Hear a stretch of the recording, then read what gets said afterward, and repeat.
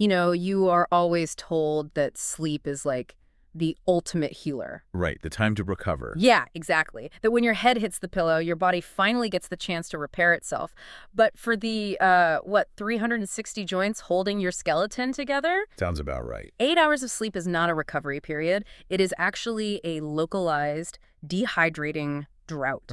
It really is. Picture this. You wake up, you roll over, and you swing your legs over the edge of the bed.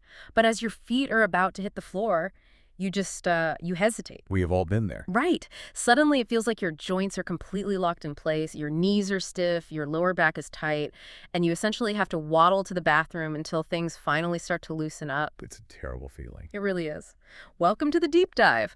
Today, we are unpacking the Biodynamix Guide to Mastering Morning Joint Mobility. A really fascinating guide. Seriously. The mission here is to figure out the actual mechanics behind this overnight stiffness, and more importantly, look at a modern, science-backed approach to fixing it from the inside out. Which is so crucial. So, okay, let's unpack this, because I want to get straight to the physical mechanics of this so-called drought. Well, the mechanics of it reveal a really fascinating paradox in human biology. I mean, that feeling of being locked up when you swing your legs out of bed. Yeah. It is widely misunderstood as just an inevitable penalty of getting older. People hit 40 or 50 and just, assume their bodies are declining. Like it's just a given. Exactly. Yeah. But it's not just aging. It is a very specific physical environment that your own body creates inside your joints while you are unconscious. Wow, okay. And once you map out the biology of that environment, you start to see the levers you can pull to actually change it. So the sources map out some very specific target areas that get hit the hardest by this environment. We're talking about the knees, the hips, the low Not your shoulders, hands. right? Fingers, ankles. But to fix the stiffness in these areas, we clearly need to understand the why. I mean, why is it so incredibly pronounced first thing in the morning rather than, say, 3 in the afternoon? It basically comes down to kinetic demand.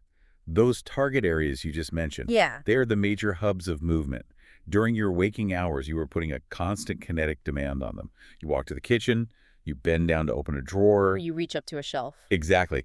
Every single time you articulate those joints, the physical act of moving naturally pumps fluids straight through the joint capsule. Oh, so the movement itself is the pump. Right. It's a purely mechanical process. The movement is the pump that keeps them lubricated and pliable. Okay, so all day long, we are manually pumping hydration into our joints just by, existing and moving around. Yes. But then we go to sleep, and for 6, 7, hopefully 8 hours, we are completely still. So the pump just shuts off. The pump completely shuts off. In that prolonged stillness, the continuous circulation of fluid drops to near zero. Which means stagnation. Total stagnation. The joints are effectively stagnant. So temporarily, the tissues within that capsule become tighter, drier, and just much less fluid. Okay, that makes sense. And that baseline effect is magnified exponentially if you introduce external stress factors. Right. The sources list a whole matrix of these stress factors. General wear and tear over the decades is one, obviously. Yes, definitely. But they also highlight carrying excess body weight, living a sedentary lifestyle where you barely move even when you are awake. Right. Chronic poor posture, too. Yeah, and repetitive mechanical movements at work plus chronic systemic inflammation. It seems like all those factors place a constant low-grade tax on the joint, They do. making that nighttime stagnation just so much more damaging. But I have to push back a little here. We're always told sleep is when the body heals and recovers. Right. But you're saying for our joints, sleep is actually a drought period. Yeah, if we connect this to the bigger picture, you have to look at how the body prioritizes its resources during sleep. Okay, how so? Well, the brain and the muscular system require profound, uninterrupted stillness to consolidate memories, repair cellular damage, and rebuild muscle fibers. Sure, that makes sense. But that exact same stillness that heals your brain works directly against the mechanical needs of your joints. Because the joints need motion. Exactly. Your joints rely on motion to stay hydrated. So the body essentially sacrifices the hydration of the joint to allow the brain and muscles to recover. Wow. So sleep is essentially a biological compromise. The brain gets what it needs, but the joints are left to dry out. That's a good way to put it. It makes sense then that the logical fix seems to be just reversing the drought. Like, just start moving, stretch it out, do some morning yoga. You'd think so. But the sources reveal why simply stretching is really only half the battle. We need to talk about the engine oil. Right. To understand why stretching falls short, we have to look inside the joint capsule itself. Healthy joints do not just rely on flexible muscles. What else do they need? They rely entirely on internal lubrication to move smoothly. Inside this capsule is a slippery, viscous substance called synovial fluid. Synovial fluid, right. Yeah, and its single biological purpose is to reduce the friction between the ends of your bones and the protective cartilage covering them. Like a buffer. Exactly. The source material uses a very apt analogy here. Synovial fluid acts almost exactly like oil in a car engine.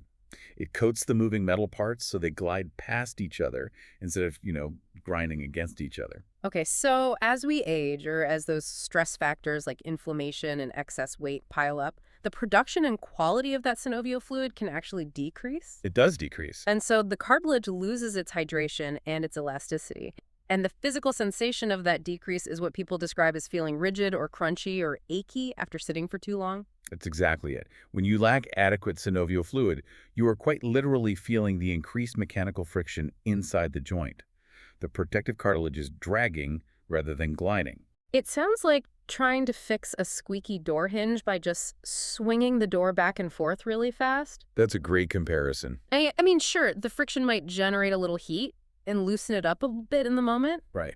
But until you actually spray some WD-40 in there, the friction is still actively destroying the metal.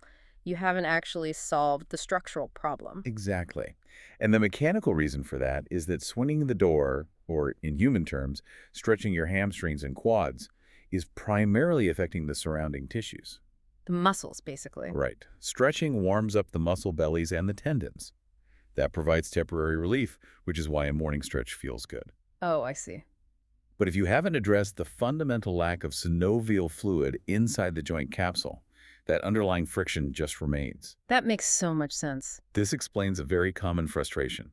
People who are incredibly diligent about their morning mobility routines, who stretch every single day. But still feel terrible. Yes. They still find themselves feeling locked up and achy by mid-afternoon. They are treating a muscle tightness issue, but the root cause is an internal joint hydration issue. That is such a critical distinction. Tight muscles versus dehydrated joints. And this friction doesn't just stay inside the joint capsule, does it? No, it doesn't. The physical grinding bleeds into our psychology. The sources outline this emotional toll of the stiffness cycle, and it creates a pretty dark feedback loop. It really does. If your first physical sensation upon waking is a dull ache or restricted movement, it basically dictates the trajectory of your entire day. It alters your baseline energy before you have even made it to the kitchen. When moving requires conscious effort and, negotiation with your body, Right. it just drains your motivation and your cognitive bandwidth. And then the cascade starts. The physical discomfort leads you to subtly avoid movement.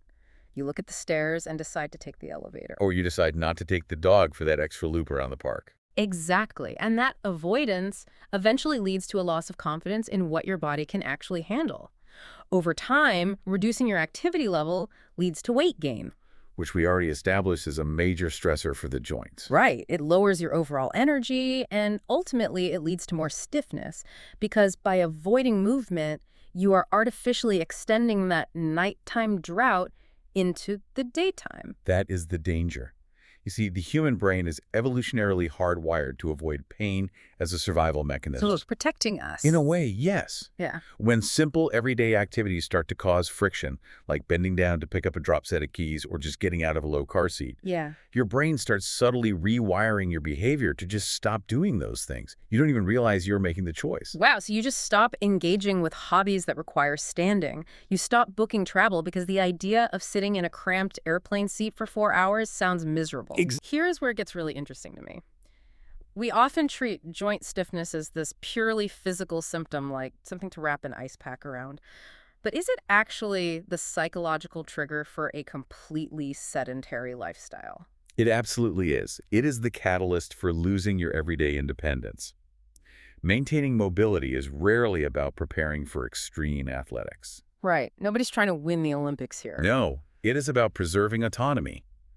Can you get on the floor to play with your grandchildren and trust that you can get back up? That's the real test. Breaking this emotional cycle requires intercepting the problem the very moment you wake up. You have to address the stiffness early So the day begins with a neurological signal of ease and capability rather than a signal of limitation.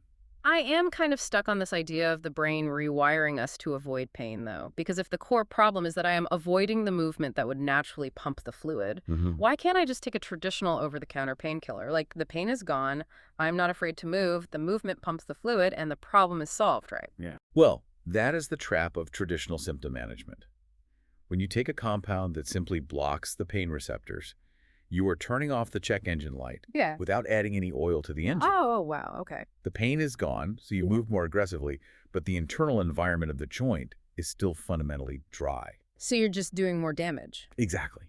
You are grinding dry gears under the false confidence of a numbed nervous system, which actually accelerates the degradation of the cartilage. You are actively causing more damage because the friction is still there. You just can't feel it.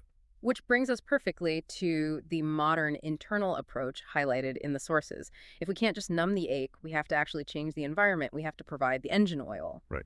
And that brings us to biodynamics. So, according to the sources, this is a doctor-formulated supplement inspired by Ivy League research. Yes. And what's fascinating here is how the research behind biodynamics is relevant to this specific mechanical problem. It's a complete shift in clinical focus. How Well, instead of looking for new ways to interrupt pain signals, the focus shifted to the raw materials of the joint environment itself. Okay, so the sources note that it is designed to specifically target joint hydration, cartilage resilience, and that crucial synovial lubrication we've been talking about. Yes, exactly. The goal is smoother, stronger joints that can combat that brutal first hour of morning stiffness.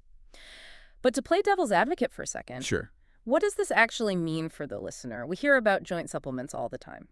Is the main difference here the focus on hydration rather than just numbing the ache? Like, how exactly does an oral supplement change the physical environment inside a sealed joint capsule? It comes down to supplying the body with the specific biological precursors it needs to maintain that environment. Precursors. Yeah, think of it like this.